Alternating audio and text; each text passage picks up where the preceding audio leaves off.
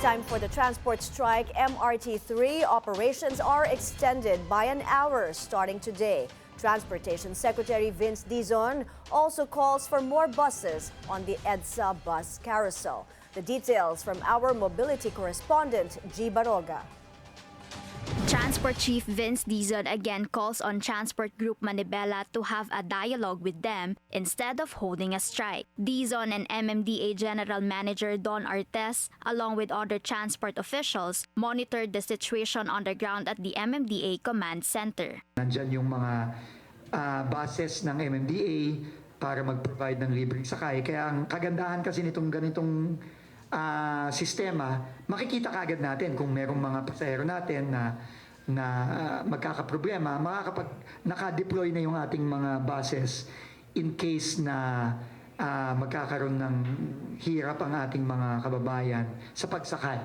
Dizon also announces that the extended MRT3 operations as well as the additional train during peak hours will officially begin today in time for the transport strike. As an additional help to commuters, the transport chief calls on the LRT1 to deploy an additional train and more buses at the EDSA carousel. Ang LRT1 magdadagdag din ng one train today para habang merong transport strike, may dagdag na tren ng ating LRT1 at MRT3.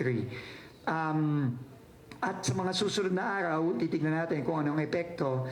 Nagsabi na rin ako kay Undersecretary Steve Pastor na magdagdag na rin ng mga buses sa ating EDSA busway carousel. Secretary Dizon clarifies that the approved number of consolidation is at 40% as of today, but the application is at 86%. He also asks the LTFRB to identify the reasons behind these numbers and present solutions to transport groups. Following his meeting with Piston last week, Dizon says he will meet two other transport groups this week, hoping that Manibela will be part of it. Walang pwedeng kumontra sa modernization.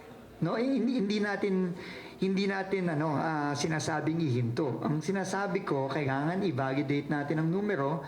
Yung mga nag-consolidate na, kailangan suportahan natin sila para tuloy-tuloy ang modernization. No? Pero kailangan nating tignan din ano ba ang totoong situation on the ground. No? And kung ano ang kailangan gawin ng gobyerno para maging successful ito, dapat gawin. The MMDA will continue monitoring the situation here at the command center. The agency adds that the free rides are on standby should the need arises, with Manila, Parañaque, Caloocan, and Pasig as the priority areas. For BNC Mobility, G. Baroga.